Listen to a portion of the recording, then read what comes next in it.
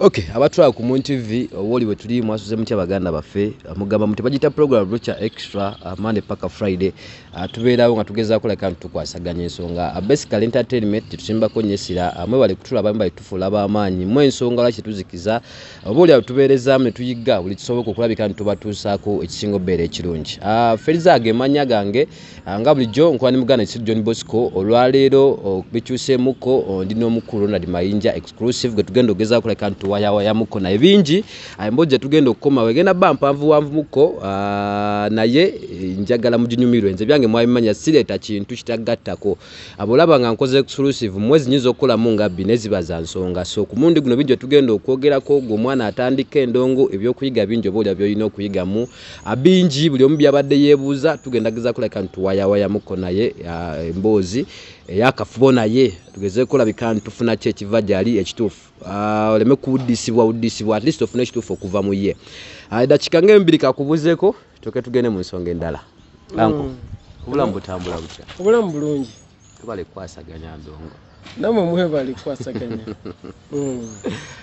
nasembayo kulawe twanyumyamuko abali bakukyaziza ku muunu Nalubega omukyala Nalubega yali akukyaziza akawo we nasembayo okusinkana ku TV awo mbadde ndudde paka nakatwenzemu kulabako yanga mwe tuli tukwasaganya ebisigadde mbadde mbiwulire eno mu ngambo ate kino bingi ebibadde bigenda mu maaso obulamu obusanze otya obulamu bulamu era music kati kwe tulimu tulina bingi byokwasaganya omwaka guno wankubye surprise netegeera nti legend asigala legend mu ndongo ne bumala emyaka 10 nga toyimba osobola okudda nodda n'oluyimba nesigala nga hit wakubye akayimba ka mukyalawo mukazi we bakayita ensi ya Embrace nze neekaaga neewunya oba bulijjo ebadde nnyonta oba yeekabagazisiza oba bakagadderwa message oba lwaki sikabadde nti kabadde munya amaanyi naye at least ensi eka acceptinze ndowooza kivudde ku bubaka obukalimu kyekikulu obubaka kikulu nnyo buli lwoleeta ffe nga ba legends buli lwoleeta oluyimba baako nekyogamba omuntu byetunulamu nga ye bwawuliza akayimba yekko olina kyoyogedde n'omutima olina kyocommunicate yes n'agamba yes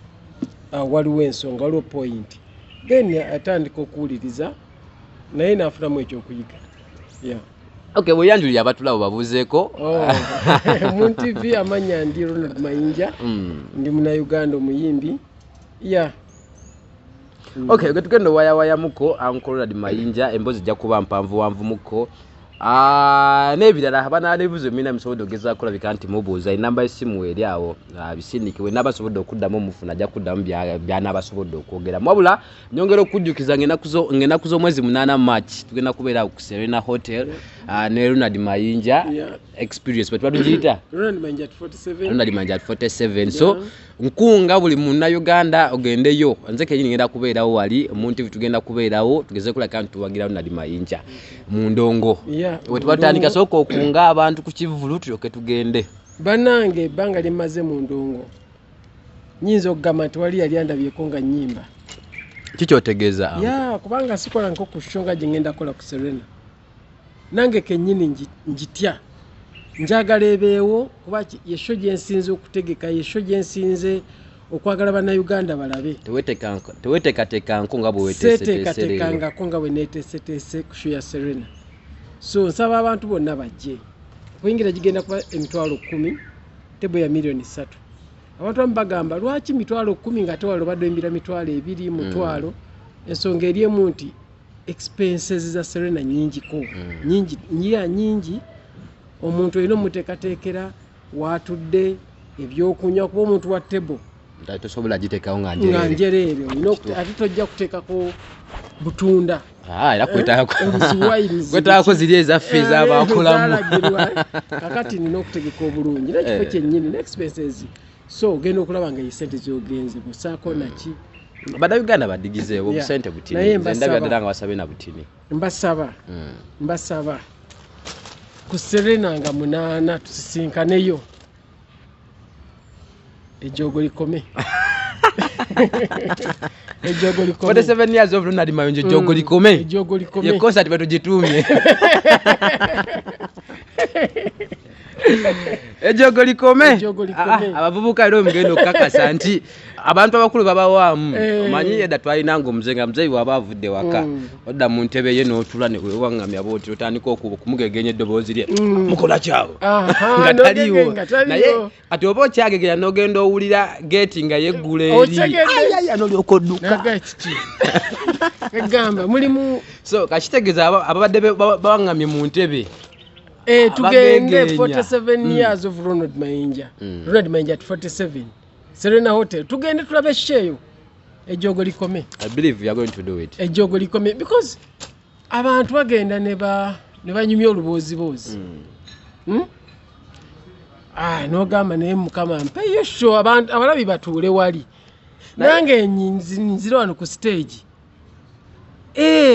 Naye abantu bano kimanyi nti abantu babeerawo ne balowooza ffe tufuna chance ze kasobola okusinkana tunyumyamu emboozi efaanagana bwe ne bannayuganda balina ebibuuzo mu mitwe gyabwe balina bingi bye balowooleza Ronald Mayinja abamwagala abalina embeera embi buli omu alina kyalowooza nga ye ne I think neringa platform nakulako awo ne muganda ne lujja ng'ogamba nti mujje at least ofune omukisa ogumbuuza ekibuuzo kye wandyagadde okumanya ku Ronald Mayinja okibuuze nze kennyini nga muntu ku muntu nze nina ekyange nti obadde obuuza kiwamma kino kiri bwe kiti ne bwe kiti gwe kennyini omuddemu aveewo ng'afunye ekiki ogenze yaŋŋambye bw'ati kati ndowooza ke kaseera ne mu kuyimba abantu batuweeyo omukisa batuule wali ku Serena nze nzire no ku platform good enough nfunya ntandise okufuna abantu olaga nzija ku Serena naye njagala onnyimbira akayimba kano kubanga tulina ennyimba ffe ze tuyinza okuteeka mu show naye oli najja n'agamba nzi yazimbye naye akange waliwo akandi ku mutima teyakayimbye otuwadde obudde obuteekateeka Munnayuganda okusaba oluyimba lw'ayagala yes kati mwenga ku Moon TV bw'oba nga onnyonnyola abantu oyinza okugamba gwe ku show oyagala ayimbe kayimba ki ojja kukancommunicatinga mangu nti kayimba kano waliwo abakasaba oba tokatadde mu practice nako kateekemu actually tugafuna n'obudde nze gendako mu bantu abo nja kuttayo obudde ngende abamu njogere nabo personally tukole nabo interview mbabuuze Ronald Mayinja alina kusomeza 20 kayimba kiki wandyagadde akuyimbire sorry nga 8 March ogwokusatu nja kuba Women's Day kayimba kiki wandyagadde akuyimbira nja kuba nfuwadinga bu video thank you so much kulage nti kati luno lwe basinga okwagala otukomeza obuyimba buli Mama Dorini kati kitegeeza gwe ka Dorini nawe decoration sikayimba shobo nawo ndi asamani so mulimu abantu bangi oli alina obuyimba bwe Mama Dorini wali abalina Claire necklace obuwulira buyimba bwadda naye olinga agamba nakati bukyatuli ku mitima besooka obukole ki obunyimbire so obwo nabo mwebuli mpulira nga njagala ntuulo omulabi atuule wali omuyimbi nzire n'ejjogo likome ejjogo likome mpulira ejjogo okoyo okulinnyibwako mpulira okitegeera mpulira waliwo engeri y'ejjogo naye mbadde njagala 8 March otuule wali side nzire wano ejjogo likole ki likome omanyi bano ab'ebikonde bo balina ekyabwe bwe muba n'ejjogo nga bateekawo ringi ng'odde eri nga nonadde nga mwekuba abalabi abadde bakayana golola gwempagira gundi muvaawo mukoze ki tedi yagamba nti oba ki babanzibye oba ki babanzibye kati ne mufa abayimbi njagala naawe omulabi otuule eri oveewo okkiriza Ronald Mayinja yaani nagwe kennyini oddeyo onyumize banno nti akasajja mukaleke okay awe tulinga enaku z'omwezi 8 March tugezeeko laka tugendayo tuwagire Ronald Mayinja abasajja bakoze ebintu music ebyewuunyisa abadde okumala ebbanga basajja nti abana authority singa akera kumakya nayogera ku music bandibadde nga kati balinga abeebuuzibwako bwasuubiza performance 10 years, more than 20 years. Yeah, more than 20 years of performing. Kitegeeza nti omuntu bingi byabayize, bingi byabayisemu, bingi byaba ategedde butya basobola okuwa the best. So tugenda tugeze ku like tuwagira Ronald Mayinja ngena kuzomwezi 8 March. Uncle, njagala tuddeyoko eri tuddeyoko bulamu buli obukadde buli Ronald Mayinja ono because ensi kati sawa zino ekumanyi nenjaga tujjukize bana Uganda obulamu bwaffe buli obukadde nze ne kintu nebuuza mwali unstoppable wachemba ngamba mwajja wakati ne mukola kitwandise okay kino kansoke nchoge directing abo china ne muganda wange Simon Rock Simon Ndoko mboze pavde twatunyuma nangamba nti nkola ba big 3 eno laba Fred baji balabubi nangamba singaze ngaze nali nteka big 3 eno nandikutte mkifo ekisooka nteka mu Afrigo band mkifo ekyokubiri nentekawo Eagles production mkifo ekyokusatu nentekawo ayina gye yayogera Lionel ne mubuuza lwaki Eagles production ojogera ku kati n'ogiteka nagamba mwe mine kintu kimu kye mutamanyi abasajja bali bakola saako ya music bajja ne bapenetrating music industry wakati mu mbeera nga tewali bayimba music gwe bayimba ne mutondawo n'ekigambo kye mwagunjawo band music ekitali mu Uganda. How smart was that? Today came abigeyo nga mutandika okukola ebintu byonna byonna. Fe bw'abanga iyo oluyimba ng'osooka n'ofuna idea naye nga twembulesinga nnyo ebirowoozo by'abalala mu luyimba oluyimba namanya nga nti lwange wabula njiiza bannayuganda oluyimba olwo omuzadde bw'anaaluteeka mu ddiiro lye nga atudde n'abaana be ye ng'omuzadde ayigamu ki omwana ayigamu ki oluyimba luvuga lutya obuwangazi bw'oluyimba buli butya kati namanyanga nti lutaaya ansinga mu kino ne mwebuuzaako Mesach ansinga mu kino naye n'amanya Mayinja ansinga mu kino kati tugenda okufulumya ekintu ng'olwedde buli muntu aluulira mu nju wano ku pano yabaddeko ne representative okifuna bulungi nti ekyo ekigambo ky'oyimbye kifu oli yali kyogeredde uwe maka shegeza mwakolanga parliament yendo ne mufuna ba representative b'abantu bemuyimbira yes fe nga tukuyita nayo Honorable Geofrey talayino oluyimba lwe yayiiya baluyita agunde gunde ayikabaka waffe ndumanyi kati nasamu ekigambo agunde gunde ayikabaka waffe ali kugalulira embazzi ndigigaaya kubanga mule kakati ayina n'ebirala yalina obusungu akola ki waliwo ebiwuta ebitawuliriza yalina obusungu buki ekitegeeza ebintu byabimba bijja ku mutima yes yalina obusungu mu luyimba kati Mesach awulira tayaleeta oluyimba amugamba nfulumiza akayimba kano katwala ku CBS kati ngo abusungu awina kubala abalumba Buganda naye abutadde mu luyimba naye nga bungi ng'ayombye bubi kakati Mesach bwawulira akayimba ate ono asimbula agenda ku CBS namugaa ku byempulidde akayimba ku kafu jukira lutaaya kyalina obusungu kakati ntayaga Mesach asaliriza nze ngenda kati bw'afuluma ofisi ya Mesach ankubira aŋŋamba lutaaya afulumiza oluyimba kati ayagaana kuwuliriza kigwera ku CBS lutaaya afulumiza oluyimba olw'obusungu ne bwe mugambyeko n'afuluma ofisi gwayinza okuwulira duka tumulemesa oluki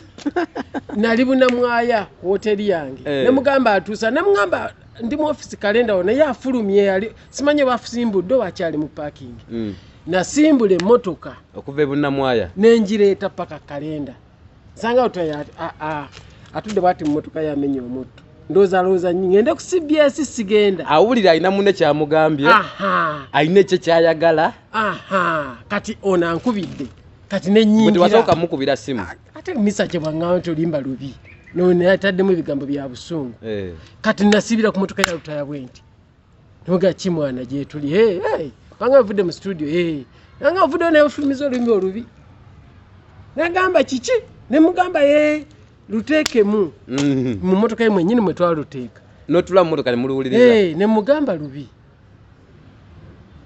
ekigambo kitegeera nziruka akulemesa luyimba lwani lwa Geofrey lutaaya nga sina lulwo amaanyi ne gamuggwamu n'aleka oluyimba jjukira ataddemu eza studio yagira obudde obuyiiya fe tumugamba tetukola ki katutuuka e Masaka twalina show mufunye ruumu nebaseeka emisana awo nga kyamusigalako ku mutima kwolwo yalwesonyiwa n'aluvaako oluyimba lwe n'aluleka kati nandeka nenebaka munajja n'akonkona naŋŋamba naye wamwagamba oluyimba lwange luki lubi lwali lubi mu bigambo byataddemu busungu si lubi tamanyi kuyimba tube kiriya obusungu bwali bungi yalumba nnyo twali tuvumye nnyo okitegedde nkitegeera kakati aŋŋamba nti kale wagamba lubi kati ekituufu kiba kitya nga mugamba kati ddamu atodda kakanya obusungu bukendedde nange onfunye kati ddamu oyimbe nenaddamu nayimba nemuga ekyo kyekyali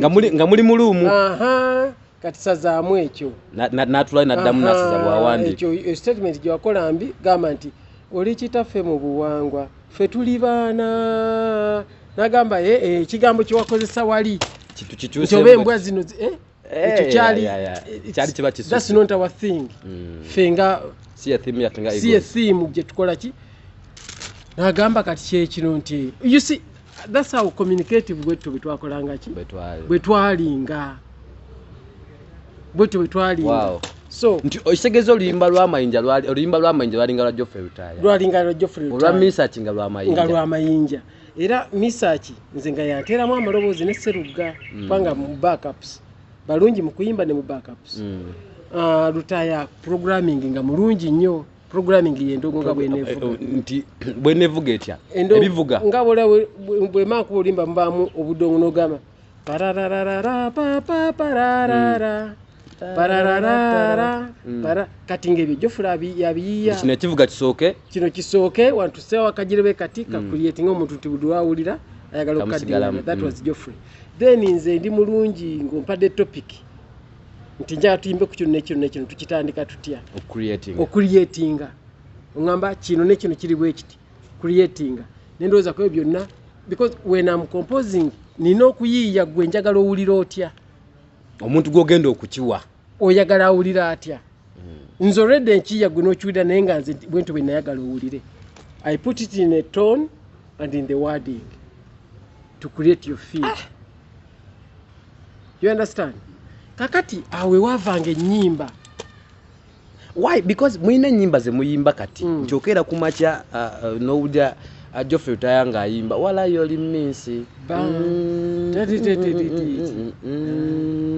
nti owulira nti oluyimba paka lake ne balukuba osigala nekikyalukukwata mu mutwe gwo nga kati kali wakakwata wala yoli minsi nti tulina ne intro zaalyo nga bakakuba omanya bumanya oluyimba bweruti aleta oli minsi and to wording eri summarized summarizing nze togambye nti kino n'ebigambo byammwe nga byawulikikanga ebyangu ate nga before mwa evolving okuva music yali omuzibu ng'owaba Paulo Kafero nze Paulo Kafero nyimpa oluyimba endunyumirwa naye nga sobola kukwata bigambo ebyo byonna kubimalayo nga bwe yabiyimbanga n'ebyammwe biwulikikanga ebyangu because waliwo mu kusoma kituletenga summary ojjukira ekigambo summary writing ngakuwa emboozi ennene bagamba gituwe mu bigambo 10 obijjukira olumu ne bakuwa ennene bagamba gituwe mu bigambo ameka 5 that's what we did ekinene kiri n'ekissa mu bigambo eby'ataano that was a summary form. How long could it take you kyakutwaliranga bbanga ki coming up n'oluyimba?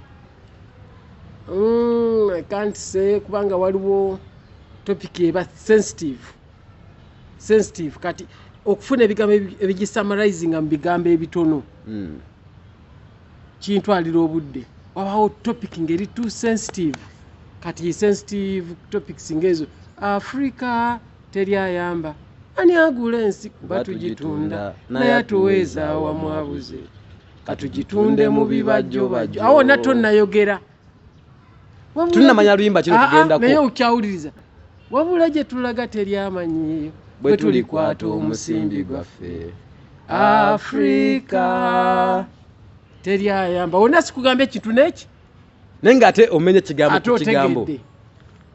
So the summary summarizing the whole Africa ojiteeke mweze dakika ze mutugambe 5 4 kikutwalira research mungi nti bawadde nkyanga setolode omanyi twatandika kyali bwe kiti olunaku tujja dumalako now kati ebyo ebintu olumu bye twagala nti how do I summarize what I want to summarize like at Serena Hotel on 8th. Omulabi wange asigale. Ronald Mayinja ayina ennyimba nga 10. 10 ezo nziwadde nti abantu buli muntu ayina lwayaga n'avaawo ng'ali satisfied.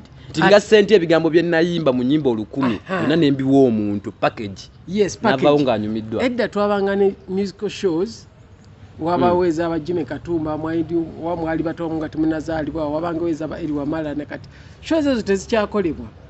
naye wagenda nga mu show ng'ovaayo n'okuyiga oyize n'ogamba yes kati tezikyaliwo kati ebifo nga Serena bituwadde nti omuntu alina waasobola okutuula nojja bwe tuba ne package bwema nayimba ennyimba ana oba 3 kakugambe ne tuzaawulamu nti nja kujja emirundi 3 ku stage ne twawulamu ennyimba 10 ne tugamba ennyimba zino 10 zigenda kuba ne siimu nga zoogera ku siimu bweti nyina okuyimba olw'10 ng'otegedde the other theme naye nga tesizza nga nkuzanyira drama wabula wali wempunzikira olw'10 ng'otegedde gye navudde nga wazze onyumirwa nti kyonna kyonna oba okigasse wamu gy'ogenda owunzikira gyengenda okuwunzikira tugenda okutuuka ku lw'10 nga mbeeyo session ewedde ng'olwedde otegedde okitegedde awo n'enzirayo bakukyusa tegedde awo ne waddawo ebirala entate kuba toyimba omu wadde walanze omu oba ne banno tatata n'okomawo simu n'okugamba next theme nja kukwata ku kino wapuliko theme njagala ebeetya nti show gisengese mu segment lutu esooka neffe for example twabadde mu show y'omuyimbi omu wajasigenda kugera lugogo wano naye nga tulinga bali ku fashion show yakukyusa ngoye yandibadde nga nakyo kyabadde kyakuyiga show e fashion kugenda eri komawo nenga show it was ntaina I don't want to go there. No, like it's interesting, but I was just giving it out. Kitukomya ku kino nti show ebanteeketeke kuva kwetandika nti segment esooka egenda kubeera mu bino. Segment ey'okubiri erimu kino. Yes. Kati tugenda okumalako nga buli omu list alina simu gye yakutte from a certain segment. Jukira abantu ababeerawo nga batudde bayiga nga bayita mu kulaba ne mu kuwulira. Kyova nti abantu bwe batuula oyimba oluyimba n'akutunuulira bw'omaliza n'akola bw'ati. Thank you. Tulowooza nti nabali bayita kuwulira. Thank you. Okitegere because akoze eki. So kanaatwa nakuwa obudde buli kyoyimba n'awuliriza. Kati nze nakula njagala nnyo omugezi Elishama Wamala kaba muyimbize mirembe. Naye ekyamunjagaza nti awaka baamwagalanga nnyo. Maama wange yasangamu obuyimba bwa Eli Wamala. Olumu ne muwulirako ng'ayogera ku TV ne ku ma radio ne mwagala. Ne maama mukuwuliriza ennyimba ezo teyamanya nti alina gw'asomesa. Mayinja omuto. Ye yawulirizanga buyimba. Nenga gobera wawo n'oziwulira. Nze nempulira. Okitegedde? Wakaba kuba nkumbookeza music oyo. Yeah, that bankubamuko. Kakati ye okuteekako obuyimba bwe yabusangako ku weekend nga teyakoze. Teyamanya nti ono gwatuma akakaseti alina kyali mu muyigiriza. Kanaffe nyinza okusama akayimba kange maama Doreen mukazi we kyekipimo gwe n'okawuliranga maama not knowing nti ono omwana ono alina kyayiga. Ffe ennyimba ezo za Africa teri ayamba twali bato. Nenga mamo ndoza mamo wange yasinga okwagala. Thank you. My mother mundabireko omukyala nakingi eseza akwagala nnyo nnyo nnyo nnyo era yabayimbi be Ronald Mayinja Catherine Kusaasira ne Morini Nantume abo yakera nkumakyala atekamu nyimba za Ronald Mayinja nazikuba zonna kati fe twali bato of course nga music tuuliza muwulirize era kyovula nsolo yimba Africa teri ayamba nembimala kuluna. Why?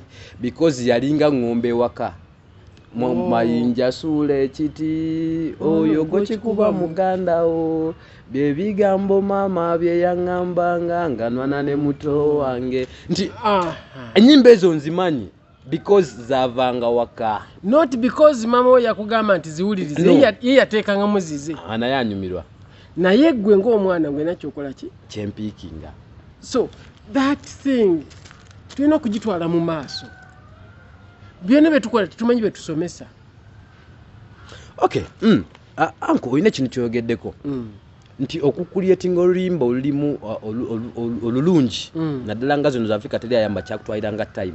Oluyimba liwala otute ebbanga eddene ng'oyiiya lwali oluyimba kirala lwakutwalira bbanga ki? Mulimu nezintwalira omwaka ng'oyiiya oluyimba lumu. Yeah. Wali oluyimba lwakutwalira omwaka okuluyiiya. Mulimu nezitwala ebiri. Nyinza okulowooza ku kintu n'oluwandiika statement n'ogamba eno njijjeeyo nti abantu kati yennyini nga bw'ojawulamu onajja kufuna bubwe nonaakufune bubwe n'ogamba naye nze ng'omuntu gwe bagenda okufuna obuwe mbadde ntegeeza ki kati okugizza bakufune nga bw'obadde otegeeza nekikuwa obudde. Nina oluyimba lwe nnaakayiiya lukyali lupya bagamba nze nkugamba linda wali ekiseera simanya bosanga yeetuga bw'osanga ng'agenda okwetuga munange munsindikire ayogereko nange mubulire ebyempiseemu yandikyuse endowooza ye tewetuga mukwano mukama akumanyi weewuunye nze nkyamoga so buli kye nnali ntya kyantuukako. Abantu balina ebizibu ebibanyiga emitima ng'ate n'obigambako abalala kuba omulimu gw'ensi kusala misango. Kati bwe namala that statement kyantwalira obudde nga mpulira nina ebinyiga nga statement ogikoze yewe amanja yimba intro nina ebinyiga nga nze ate saagala kweyimbako ndaba ng'eyeerabisa mu bantu tinina embeera gye mpitamu. Neŋŋamba kati nduyise mu direction kintegeerekeke njijayo ekindi ku mutima kinveeko nkiwa abantu oba neebuzeebuze nti nze nnyimba ku by'abantu awo kanasooka n'ensirikawo okusalawo ekyo kubanga nina okiragira mu vaasi eddako nduleke nga lwange nzekka oba n'abantu bagabane nenze nga saagala kusaamu kange nina okwerekanga ali kusaamu maazi kati kankiwe bali abalala naye nagenza okulaba nga tewali unuwe out ekyandi mu mutwe ekyali kulaga nange kyendi so naletse nga nange ninamu obulumi obwange naye ate nga bw'olaba abantu abali mu kukola challenges nabo balinamu obulumi obwabwe so ffenna twacombiningze but to get that kyantwalira it took me time. Nsazeewo ntya wendiyimba bwe ntisibe ng'eyeerabisa so you think kubanga lwo lwafulumye lugenda kubeerawo you can't oluyimba lulinga kuzimba nju tosobola kuwangala n'osinga njuyo you know tosobola kuzimba nju n'oganja kuwangaala egwe nga wendi tebakulimba ejja kusinga okuwanga ujjako ng'ogikonye n'ogimenya ndera bonna agirekawo ejja beera webeere ekaddiwe ekokole ki so anko tukomeko kati bino yinza obba obyogedde ebbanga eddene eriwerako but this generation njagala oyambeko kati ngaffe abaliwo n'abalala abali abalaba mbadde wano mbadde so touched story gyonyumiza how bond bwemwali obumu obwo mwali Ronald Mayinja Geofrey lutaaya mujja mutya okukaminga together mujja mutya ne idea ya Eagles production how do you get together mweselectinga mutya gye tuba tutandikira eyo obudde on'obufuna ankutumye kuba tunatusobodde kale kati we tweselectingira kamala okuddamu ono katono nnyo. Okay, sorry. It's okay. Hello. Wetukomya like mweronda mutya mwesereke ani yaleeta ekirowoozo gwe bakusangawa oba Mayinja oba Mesach omusangawa deke mabega katini kakati bwe twali tukyali baana ffenna twali mu masomero ga njawulo nja kugamba bwe twali tukyali baana Mesach yali asomera Kampala Secondary ngote munatandika yimba mwenna tunatandika kuyimba ffenna lutaaya yali asomera Kololo nze nali St Peters Nsambya muli wano mu kibuga wano tuli wano mu kibuga wano kaakati tusisinkana buli omu ng'alina kabandi mwe yayimbiranga Mesach yali ayimba mu kabandi ako kaali under Ebonies waliwo bandi awo Diamond Assemble Diamond Assemble etutwala luvannyuma okay Geofrey lutaaya yalina kabandi ke nga bakayita Gibrozi nze nange nalina kabandi mwe nayimbiranga bakayita Univox Mirrors bubandi bw'ekitoototo obwo okay kakati ffenna twagendanga ku Pride Theatre wabakayimbira buli omu n'abuukingirayo kabandi tusaba tukolereko wano ku Lwokuna kubanga ennaku olwokutaano lwa mukaaga Sundays abanga zaabo abanene bubandi obwakubanga Kalyoki kye tubatugamba kati tujja kukiyita Kalyoki kati wakakati okwanguyiza abakitegeera era twasanga mu CD ne tumayiminga ennyimba z'abali tumayiminga tulina live naye Kalyoki oyo tetwatambulanga mabaala nga kati nga tugenda ku theatre so bakayimbira ne batuteerangawo Olwokuna timumujja kujjanga ababo obubandi muyimbe ku lwokumeka ku lwokuna kati Univox yajjanga olwokuna ne luyimba Gibrozi ne bookinga nayo neyimba walinga yembasozi nayo ne bookinga waliyo emitozi nayo ne ba bookinga sekamate yali be bali mu emitozi now bakayimbira bamala okulaba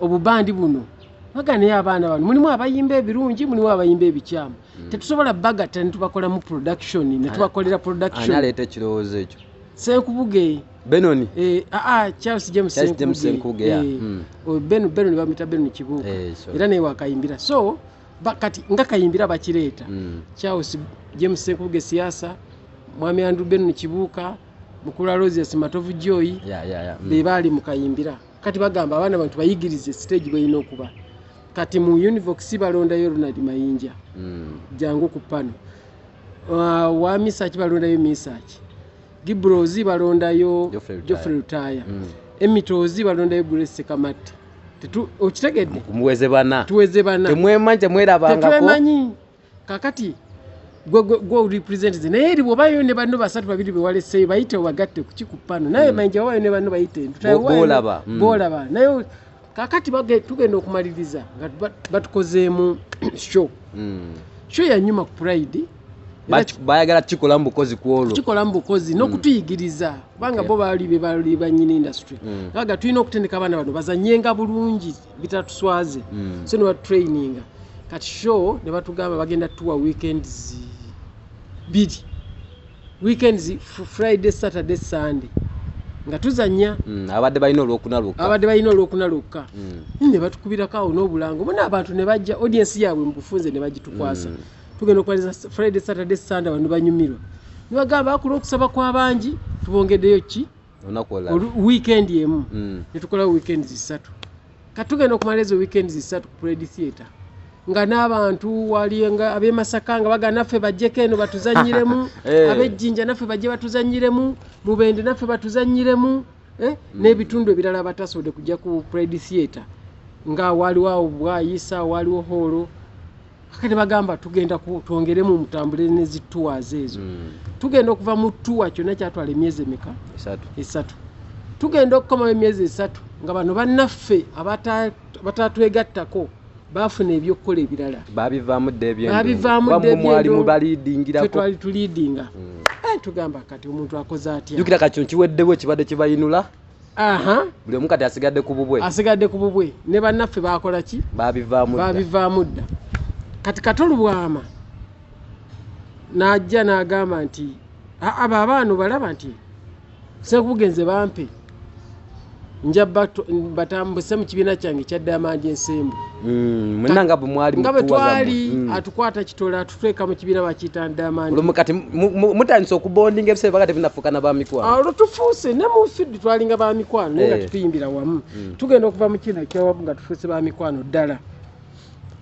kati awo bwe tugenda mu Diamond ensembo kati akolawo Diamond ensembo baali bazanya drama naye nga ate ffe tuli ba music so katona akolo kibayita Diamond production ya music eva mu drama kati natandika gibeerako atubeerako kati yabeera naffe omwaka gumu banna abadrama ne bamugamba kati kato ate obudde kato bumalidde mu music tukita mu practice tokyajja kati tugenda kukola tutya kati kato najja n'atugamba mukama mumuze mirembe bandi n'atugamba bannayimba kwatiddeko naye nze ndi musajja wa drama mtuteko byentwaza twazizaako okuyomba ne bannange sikyabeera budde kakati namwe mukole ki mwerwaneko mutandikira awo nga tugenda Masaka jukira olwo tuddeyo mu safari gye twalinga mutandise olwane abatwala mu safari ezo olwo twetwala mutandise okwegattagatta twetwala naye nga ate tukyakolera mu tweyita ba Diamond production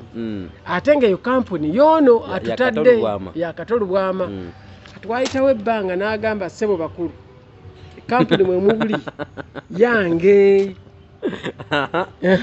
kati essaawa eno mbagamba lekeraawo okozesa erinnya lyange era Diamond production kati tutuula tuga omusajja erinnya lyetuganye kati tugenda kweyita baani bwe tuwandiika amannya baani ejja kujjula kati nze ngamba bannaye nti nalina ekirowoozo kya Eagles band bwe nali sinnabalaba naye n'ekirowoozo nti ndikola band nga bagiyita ki Eagles Band naye objectives zaalinga bwe ziti nalowooza nditambula bwe nti nditambula bwe nti walina ebirooto byo otandisombawo ekirooto kyo naye kati tusobola bwe kiba kirina sense tusobola okugabana idea kati Honorable Geofrey Lutaaya bwe muyitira mutwali awo ffenna n'agamba si kibi naye ekigambo bandi kingi kuba waliwo Afrigo Band Emitozi Band bwe bityo atandise okulowooza ate jjukira tubadde nnyo mu production babadde batumanyidde mu production kati n'agamba naye lwaki tugamba Eagles Production kubeera tubadde ne Diamond ani production kati obuta confusing nnyo bantu kubajja nnyo ku mulamwa ekya production tukirekeko wakiri bakwate ki tutandika okulanga Eagles wakati nga 98 awo tutandika Eagles awo mufunye ekirowoozo muze n'erinnya Eagles Production liri tulitadde lye baatuganye kaakati awo we wavanga ekigambo bwe byatabukanga nga bannange bampita ne baŋŋamba ssebo wano nga bitabuseemu wali opanze otya ddayo mu katabo okebere empapula ziri zaalinga zitya bw'otuukanga wano wali walina strategy ki nti awo nali ndowooza bwe nti ebimuna waliwo birowoozezaako oba nayo ebimu wabatetenkanyanga butetenkanya muyitewo nali ndowoozaako bye ndowoozezaako naye bwe naleetanga kyendeesobola okukwata emitwe emingi gisinga ogumu ngera tuddamu nemukinyumunguzaamu ne tukola ekitusembeza so naddangayo mu katabo ako nali ndowooza kukola kati mwemulaba mutya nti awo wali tomedde katuvuge nga tuzze eno so kyekyatusobozesa okukola ki okutambula so mbadde kwa preamble jombuza twepikinga mweronda mutya okuba ntwambwe so kati mumaze omufomiza Eagles Production kati etandika etya okutandika kugaa nti kati fokasinze ku music mutuuke n'ekiseera nkati esoundingako ba Ronald Mayinja Mesach Semakula Geofrey Lutaaya n'abalabi mwa recruitinga kati recruitment yabanga bweti nkunyonyodde ffe Ronald Mayinja Geofrey Lutaaya Mesach Semakula Sekamate ffe bali twegattira eri kati tufuuse ba leaders naye twasigazanga should I call it system eya recruitment efaananako bakama baffe bali gye bakolanga yabayingiza system namwe gye mwatunuuliranga mu music ebikola music si hit song eri ku ddala lyakuna kankudde ebikola omuyimbi si hit song ekikola omuyimbi one discipline ekisooka talent olina talent osobola okuyimba ekyo kyekikola omuyimbi ekisooka ekyokubiri discipline weeyisa otya eri abo boogenda okuyimbira ekyo kyosobola kyekikola ki ekyokubiri ekyokusatu production performance how do you produce that thing you know how do you produce it how do you present it ekyo kyokiremi nga nti okimanyi okipresentinga otya then okiwoomesezza otya kulinga kufumba otya ekisooka talent yogirina two discipline empisa gyoyisa bano bowa talent yo eyo yakubiri ekyokusatu discipline eyawukana ku banno b'owangala nabo nedda ku bali abagenda okulya byofumba kati ekyokusatu how do you present ekyo kyogamba kyoyina yo talent kuba bw'oba otandika obawona talent eyo talent yo giwa otya bano abaagala ogimanya ojja obavuma how do you present it naawe ekyokusatu what kiki kyopresentinga luyimba ki yehitsongo bwe yajjidde tugira ku luyimba kati olwo ne tussaako luki oluyimba naye kati abasinga basuula bino ebisooka ebina ne badda ku kyaluyimba kibatandika nakyo talina discipline talina nkolagana production tamanyi talent kati nadda ye nabuukire nayiza akayimba kati yensonga lwaki leero tulanga Serena nga 8 March ate nga tuli bakakafu ennyimba empya oba ze wakawulirako zoba towulira nnyo ziri 2 naye tugenda kuyimba ennyimba ng'ameka ngawe mustingana ng'ana oba ng'abantu bwe banaba show bw'eneeba eri but kiri twapresentinga dde emabega n'omuntu amanyi njagala dorini njagala necklace njagala gundi. There is what I expect ku show. Waliwo gwenja okutuna muge don't nze appearance yo nze siye show siye organization yange bwento sibwe mpa abalabi bange. That's not me. Kati ebyo twabutunulangamu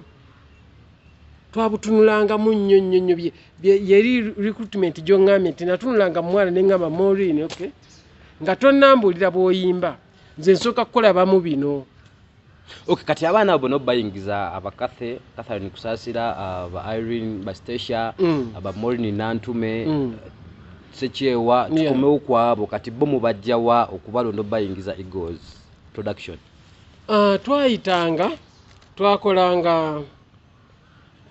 abaana okujja talent search ngezo ne bajja then naye nga ffe ketunoonyamu keekali biri byongambye ebitaano ebina kubanga oluyimba nsobola noddukuwa naye discipline yensobozesa bwe naggamba munnange tuulaano tuwandika oluyimba togambe nze bampise mu bbaala ngenda kunywa mwenge nesiruwandiika bwe naggamba naye tulina practice onojja nze byensookera kuba oluyimba nsobola noddukuwandiikira so kati twatunulanga mu bino era kyova olaba nti wadde nga bali bokka leero batambula ne bakyatambula.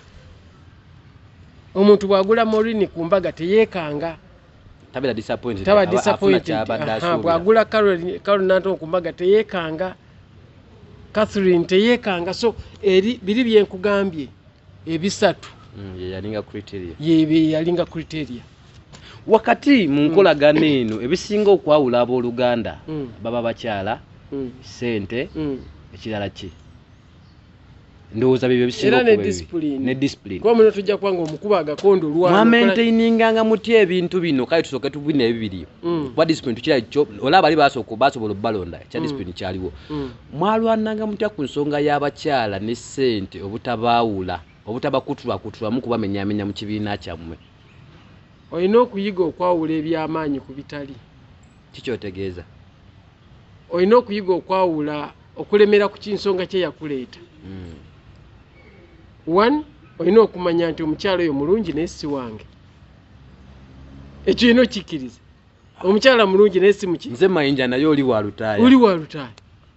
Sinti mubiisi naye waaki oyo si wange. Omukyala alabika bulungi naye mazima si kiki. Wa Mesach simulabye. Ekyo kyokka simple. Okay. That was the only trick. Trick, yes. Kiriza nti ekintu kirungi naye si kikyo. Ate ekya sente kino ani yagabananga ani yakwatanga sente awo kuba ebyo nabyo byawudde abantu bangi ebina bingi bisakiserwa sente nti ono atolako engabana eyo. Ffe twayebanga n'empuliziganya tugamba bwe tukola kino tunaatwala kyenkana ki tukkiriziganya tujja kutwalanga 20% go 25 go 13 like that. So kati wamanya nga tulina million 5 wa 20% ntwalako mmeka edo bategeredde omugabo gwote kikwetaagisa kwa ne manager yamanyanga manager wa percentage bweti gundi wa percentage bweti. So bw'omanya nti company bweti yatwadde million 2 oba wakitegedde dda neeka oba omanyi nti nze zange ziri bwezi era nga manager akuwira naga sente zo ziri wano ojja oba nziweereze nti kanzije oba zimpere gundi. So mwayinanga management yali batwale yambule omu yayinanga manager owuwe oba mwayinanga manager omu nga Eagles production. Twalina manager omu nga Eagles nga company ye Keti Kavuma Musa era yali manager waffe nakati manager waffe kubeera nakati yali mu kutegeka Serena. So twakula naye twakola ki era kati yakubira nagamba lwaki okoze kino jangu Serena tukole bweti okuwa bulamu kati mayinti Serena ejja kuvaamu bulungi. Kati never disappoints. Because I have ebivulu byonna bemanyi. Kati never disappoints. Kati nina nange timu genti bwaba yagambye nti ku Monday njagala adverts nga zitandise zijja kuba zitandise. Kitegeeza amanyi strategy. Njagala production nga nnungi, production ejja kuba nnungi. So team twabanga ne team kati nze ku team yange ya 8th March wa production John Segawa. John Segawa tojja muzanyisa nonsense. Ebivuga tulina Dr. T. Dr. T, yes, alina kwali kubivuga. Enteekateeka kulanga kola ki tulina Keti. Keti ekintu kyo ajja kikwata bulungi. I trust. Okuyimba main artist Ronald Mayinja. Programming anagenda ogikolaawo ku show. Programming tulina Kazibwe Travis. Kazibwe Travis ajja gikola ojja giraba. Ye kati yalunda tiimu ye. So nebirala bijja. Batuuka bennyini ne batiiminga naye nga buli omu amaze John Segawa agambye ennyimba nkwagaza ennyimba bwe zitizimbe bwoti ne bwoti ne bwoti. Okay, kati nnyo mwafuna ettutumu nga mukyali bavubuka bato. Ebiseera ebyo bibeera trick nnyo.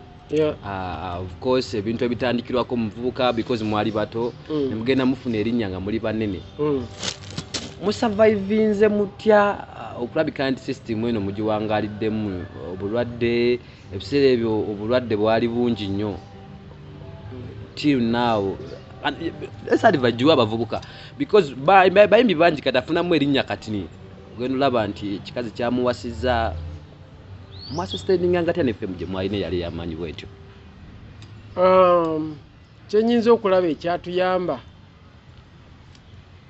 mu nsi baamu ebintu by'oyinza okuleka olw'okubanga gundi yagganye.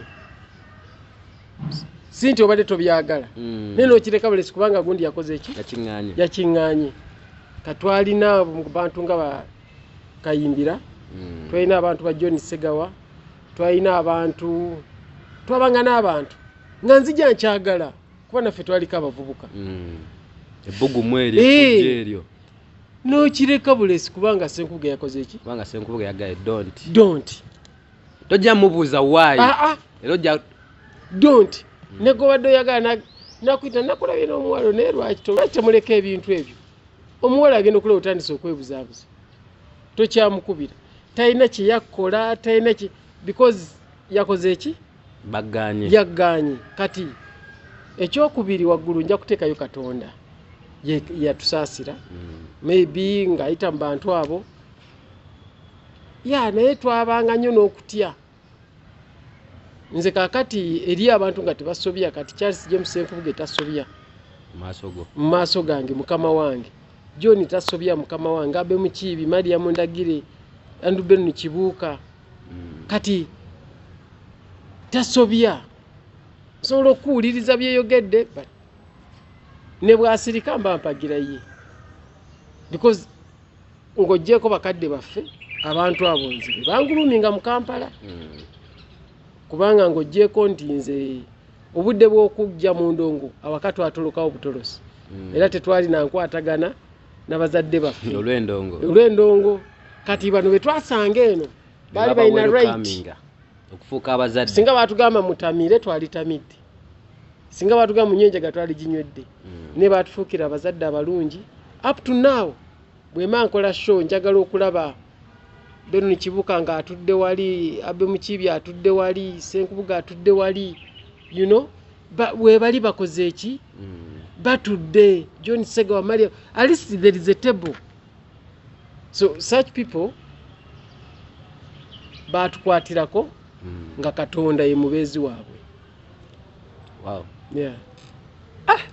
Ekinkutteko nnyo, that's quite challenging. Endongo y'ennaku zino ekyuse nnyo oba oli awo ani agambayo ffe enjogera yaffe bwe teri agambayo enjogera y'abavubuka ennaku zino bweri. Olaba otya endongo ya kaakati n'endongo y'edda? Kyonna kikubuuzaako era sometime back. Endongo ya kaakati and where are we going wrong? Because bino mbibuuza gwe olw'ensonga nti at least gwe you have a say omanyi olulatinzeko n'eri endongo endala n'eno. How do you see this? Ekintu buli ekiba ne following. Because mwe temwalina social media, temwalina Facebook, temwalina YouTube, temwalina TikTok, ne mwakolanga endongo and you are successful. Olima ntuuka ku buli muntu n'oli ali eri wansi eri lwatuukangayo lutya kuba kati we tubatandikira endongo ya kaakati n'eyedda gw'ogiraba otya? Enongo ya kakati njagamba nti nungi as per output. Mu production. Ebivuga birungi. Composition nungi kuba bayina waliwo obusobozi. Ti studios weziri at least ennungi. Videos weziri at least ennungi. N'abantu bawa kasente omuntu asobola okukola video eri mu bukadde 10+. But we are creating a bad culture for the industry. Industry okulinnyisa ono sooka kukakkanya ono. Ensi ezitusinzeko tezikula bwe zityo. Tulina abayimbi ab'amaanyi mu nsi ez'ebweru nga bakadde naye nga they have their respect. Basiga bakyaweebwa ekitiibwa kyabwe. Neffe wano mu Uganda tumanyi nti ono okubaawo olina kujjawo ono. Eyo that's a bad culture. Tulina nvumiraako gundi. Oli alowooza Mayinja yali mu kifo kyange. Yali mu kifo kyange. So nga ate gye walanze teyalanzeeyo naye abantu era baakubuze. Okitegeera bulungi? So now olina okwebuuza what is that? Nina gye nnanga siraba ebipande bye. Naye era abantu bambuze naye ensonga gye nnawa Nagamba oyo yannemesa. Nawe kati akulemesereza. So we are creating hatred. Tulina okiva kutudde ku focus. 2. Tulina okupreparinga obuwangwa bw'endongo. Endongo twagala efaanana etya? Okay, kunono. Ennono y'endongo. Tujje ku ground. Saagala geraageranya bibiri bitafaanagana naye kambikozesa olw'okubulwa kyengeraganya nakyo. Simanyi ddiini yo. Oli wa ddiini ki? Ndi mulokole. What were you before? Kyekyo nazaalibwa nakyo waka nga kyemmanyi. That is good by them. Nze nali mu Anglican n'endokoka. Okay? Oba mukatugamba omukatuliki. Omukatuliki amanyi nti omukatuliki akola mu linnya lya paati lino ly'omwana n'omutukuvu. Amin. That is ekyo yakitondawo. Okay? Era ffe bwe tugenda mu kyaki okufukamira n'osaba. Tekikyetaaga kugamba nti fukamira tukimanyi ye culture. That discipline was created, which is very good. Ffe mulokole okimanyi. Mulimu omuntu agamba ndi mulokole naye naako lino ogamba oyo si yeffe. Si culture yaffe. Si culture yaffe. Oli awo onywa kasoda. Naye singa wangambye pamu twenge wano n'ongamba ndi mulokole. Si eki? Okimanyi nti obulokole si bwe butuma. Tuyina okucreatinga culture ennungi for the industry. Ngwene bwakola bagamba oyo muyimbi. In a good form. Tusobole okwegombebwa. Etaliimu bikonde, etaliimu kulwana. Kubanga mu byonna ebikonde n'okulwana naki tewali kye twetaaga mu production. Tukozesa ddoboozi, kulowooza n'okuperforminga. Kakati bino ebyokulwana nvumira gundi ekyokusooka tebitugasse nako. Yet we are a mirror for the society. Ensi yonna yonna erabira ku mmwe. Yes. Waliwo abaana abaliyo ng'agamba I want to be like Ronald Mayinja. Yes. Kati mulaga ekifaanaganako nga bwetyo omutuma kukola ki? What are you shaping into that young generation yagala okuba nga ggwe? Kikyoteeka mu mutwe gwe. Kati ne bwafuna akasomyo baba balina ku data wabita nasooka gera nnoonya ku ggwe. Kati tuyambe nti nze mama wange yawulirizanga ennyimba za Eri Wamala naye teyamanya nti ye mu kuwuliriza ekimunyumira ayina waliwo ali mu koppa kyawuliriza. Singa zaali mbisi nga mu a different version. Kati naffe bye tukola tubikola leero wano ne waliwo gututraininga. Gututraininga leero ye mwana waffe leero ye generation eddako. How do we benefit or make that person beneficial to from what we do? A beneficiary from what we do. So tulina okutuna beyond. Oba ffe nti gwe ofunye chance sawa zino oyiseewo ne kati singa okeera ku macha generation erejja yogirekedde mu mu ndongo eno. Yes. Waliwo lumu nze waliwo ennyimba za Elisha Wamala zitwaddamu. Oyinza okuba muwulira kuba tomuwulirangako. Mumanyi Letitia nenziramu Letitia. Ne tukola show era yali ku Serena. Yali ya 10,000. Show. Naye Serena yajjula. Serena yakola ki? Yajjula. Naye nga buli yazza akimanyi nti nannyini nnyimba yafa. Buli yazza akikola ki? Akimanyi. Naye nga atazze anyumirwe. Oli legacy ye bakyasobola gisasula 10,000 kuba buli eyayingira awo yali ayina obukakafu. Okay, oyina kintu kyonzijukiza. ki? Ngenda kukoma ku kiki nakubuuziza So- ennyimba zammwe zatambulanga zitya ate mwalina social media temwalina kizaatukanga ziteeka sukusa ate ng'ebiseera radio zaali ntono. Ngenda kukomawo ne okoonye ku kya Eri Wamala. Kano tusooke tutandikira mwalina nkolagana ki ne Eri Wamala kubanga alina ne vidiyo emu gye nali ndabaawo n'agamba nti omuyimbi gwe yali alaba yali alinga asobola okujja mu kye yali akola. That was you. Twebuuzanga nnyo including him namwebuuzangako. And two, yamanyi kyo kyamutwaliranga okuyiiya namiira njagala nina okwenyumiriza ng'amanyi woofulumiza that product biki by'oba oyiseemu. Kati bwe yakomparinga nga maybe music gwennyimba naye gwayimba n'agamba omuntu afulumya kino afaanana ku wenzija byenkozesa. Nawe kavidiyo ako wakalaba? Yeah, nakalaba and I believe in him. Two, abasajja abo bwe yakwagalanga ng'akugoberera ng'akuzaala wadde nga tannakutuukirira. Nze twagendako twali tugenda bweru eyo Bungereza naye yali atutwala n'agoba bubi empapula ne batukwata ne batusibira e Nairobi ne batumala ne batukomyawo. Naye okumanya abasajja bali baali bazadde Eri Shama yannoonya. Ng'omaze Nairobi? Nvudde Nairobi. Ate ng'ebiseera ebyo yali sita nga yerolo modowo naye ng'alaba ajjira mu kifaananyi kye. Mba ndi ku Pride nga muzeeyi alina emmotoka yali mmotoka njeru ng'apaakinga ng'ajja ntuukako ng'angamba oli otya ko nze gye ndi gye bali muzeeyi oli otya bulungi. Wawulira otya awo? Gwe tusinkana ne tubuuzaganya naye ku luno yajja ne feesi endala nanga mutabani njagala ombuulire lwaki wabba visa. Okitegere kyegamba nti avudde ku lugambo lubadde lutambuzibwa atuuse personally afinding out kyekituufu. Mutabani njagala ombuulire lwaki wabba visa. Wow. Okitegedde one nangamba ebweru nze nagendayo ndi mukulu ne bwe nagenda natambulayo paka nawe ekiseera kyo kijja kutuuka otambule waliyo papa ki nti kati avudde kati abulirira mwana we kiba kimwetagisa kukwata kuba ekimunyiziza asobola kimulumye n'ava emugongo ekyakawa National Theatre wali no Pride Theatre yes. Sorry.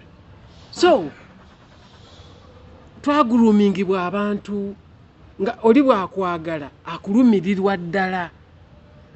Imagine omuntu yandowooza nti ono yandowooza oli competitor we mu ndongo. Okitegeera ab'ennaku zino bwe bali nti bw'alaba akola ekifaanaganako n'ekikye atandika kukola bw'ati. Then tebeekakasa. There is no way bwe nsobola kuba yo competitor. Eddie Kenzo bw'ayimba oluyimba ne waba taluyimba nze sinza luyiiya. Kitegeeza luba teruliyimbibwa. Luba teruliyimbibwa. Okifuna bulungi. Spice Diana bw'aba n'akayimba kayimbye because nze sinza kayimba because music it's a feel. It's a feel. If you don't feel the same way, you can't compose the same way. Okay. Nti buli muntu alina feeling eyiye empulira eyiye. Kitegeeza empulira ye mwidinga okuyiya kyabayiiza. Kati oyo gw'owalana nti ajjewo ebyo okakasa awuliranga ggwe. Nedda. Then that is simple thinking. Bw'ogamba nti is your competitor. Okay? Yeah. So ekyo balina obutekkiririzaamu bubi nnyo. Obuba butekkiririzaamu. Okay, tuddeyo wali endongo yatambulanga etya okubuna amawanga n'ogisaana mugenda no performing eggwanga lyonna n'ogisanga aluwa naye nga mwalina radio ngambala ebiseera ebyo TV zaali mbale social media tewaaliwo TikTok, Facebook, YouTube, internet biki kabadi kike mwakozesanga? Sijja kayita kabadi naye media yakolanga ekintu ekyo. Media baalinga bagavana ba industry.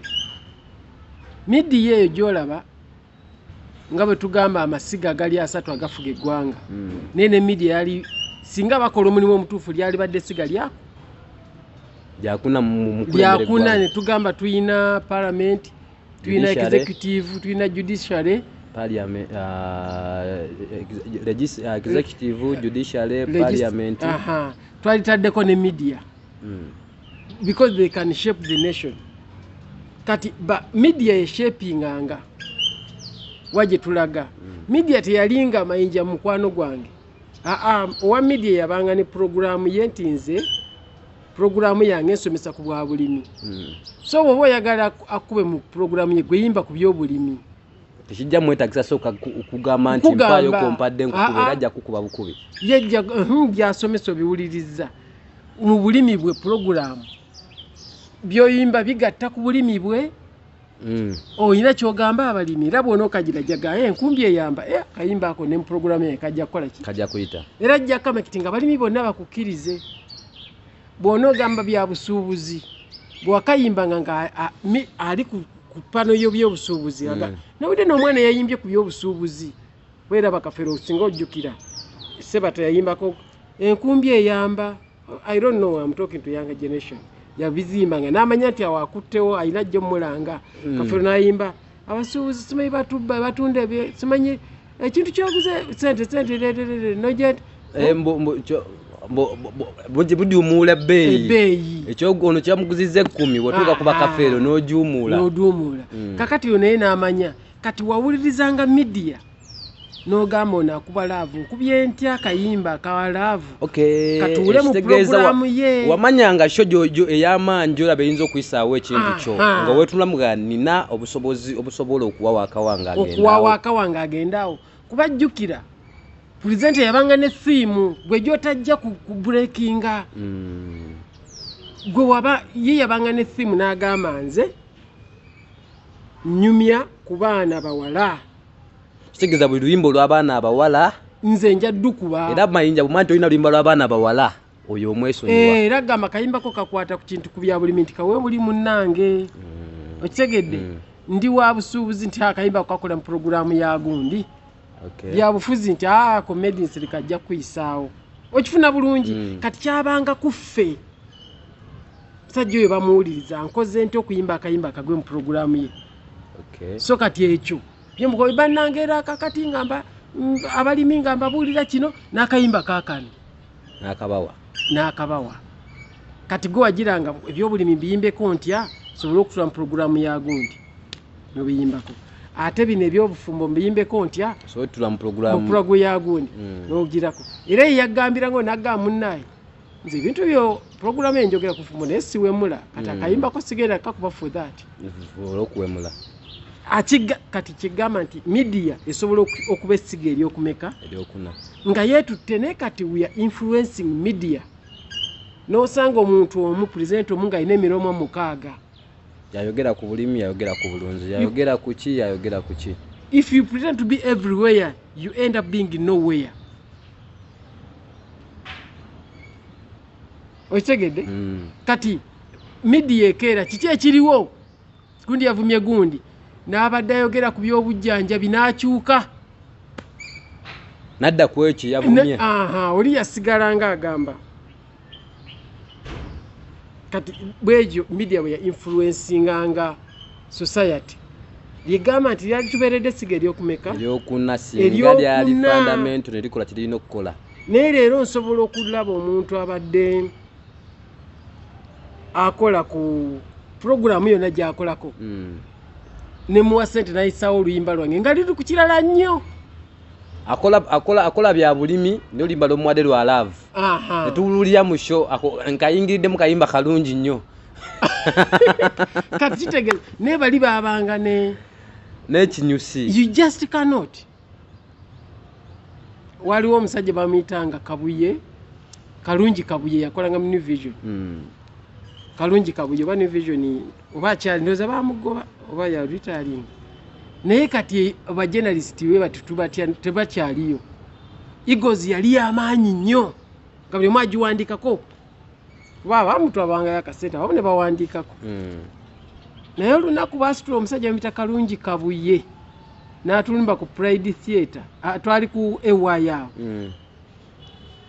kati tutyanga ku munnamawulire ng'oli anti omusajja yajja mujjukira yajja n'atuula wali ajja mbisera bya lanchi tumugaje ne tugaje tuwandikako birungi tujja okukola kyokusooka tumubuuze kyali alinako mwati mukimanyi baba gamba tuyisindise mu namawulire oba mwali muina kye mukoze oba yeba basaba interview basindikiranga bukedde asindikanga mugende mbabuuze bino ne influencing abaana ne bagamba mugende mbabuuze ku bino abaana ne musoka mu bakusa umanye tuze jangu kulanchi kati lanchi tukutuuza okuva sawa 5 paka 7 tukyanyumya enjala ebeekuluma ne tukugulira lanchi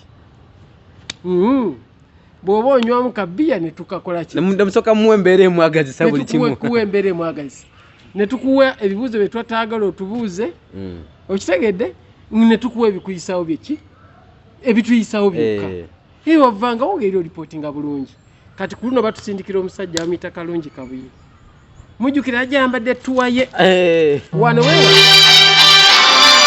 ecupa aba yali ya butunda ayina ensawo nga bannamawulire bambala tutuuka ku lanchi tumugaa muzeeyi tulye lanchi koye mulye lanchi agaana omanya kaweddemu mulye lanchi muzeeyi tugamba tugulire lanchi budde kituufu bwa lanchi n'akwata mutuwa n'ajjamu boto ya juice ne biscuits natandika okulya lanchi mwesonyiwa omusajja tugenda mukola atya bwamala omusajja omanyi bano bayinvigirators b'ebibuuzo taseka ate no n'ayita omwomu Mayinja kandibadde okuyimba bwenti bakuzaalawa gindi kino kati omusajja n'atwala interview nga kyababuuza kyawandika ate nga taseka omulala tolaba nti tulina olugezigezi egos ffe twali ku top naye ffenna twaliwo Kalungi Kabuye erabisa honorable lutaaya ffenna twaliwo netumala n'atuta eba yatuwa max bazaalinga 65 buli omu yamugabira ffe twetusuubira omusajja oli yabikola n'agamba bandi bulijjo mugiwaana naye keesimbi nnyo naye ekyabulamu tenatuuka mu 90 ngiwadde nga 65%.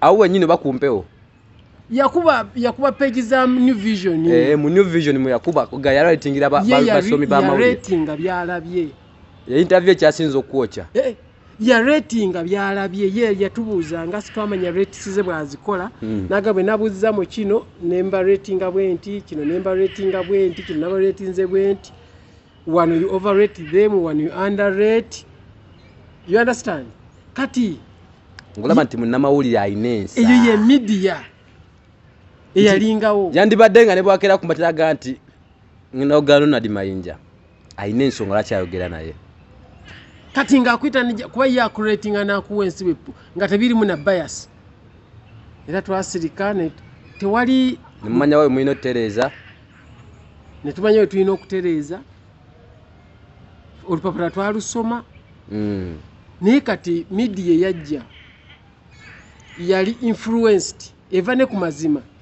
Can we fix this? Tusobola okitereeza. Ffe kituyambye kati omuntu agenda awulira olimba mukazi wo kyekipimo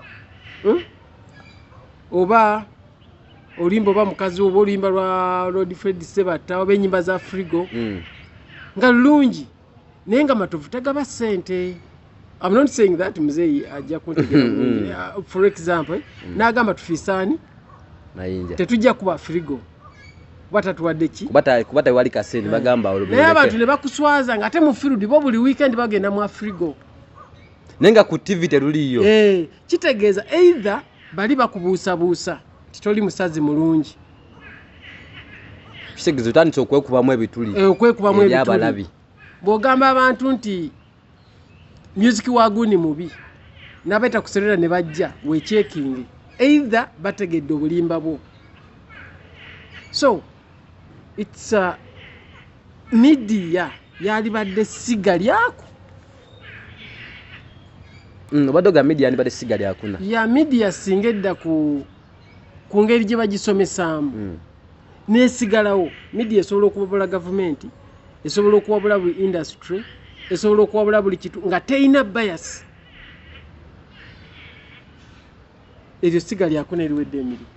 Okay, bamuyita ebyoma bigwa byo kyaddala emboozi badde nsufu naye kadde ke kansazeeko.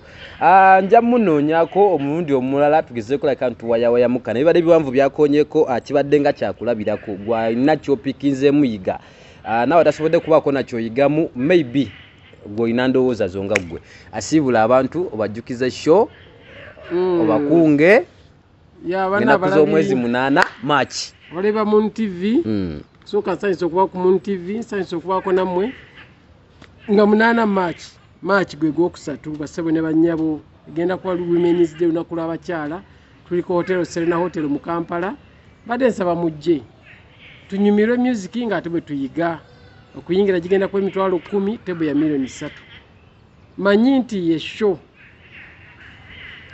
gye ngenda okusinga okuyimba. Okay, abantu bagambe direct basabe obuyimba era tugenda bambu kutuusaako. Kyensaba nti nze nsobola okuteekateeka ennyimba nti nja kubayimbira zino naye ate nga gwolina yakako. So basobola okukubira muganda wange. Yes, sinabuze.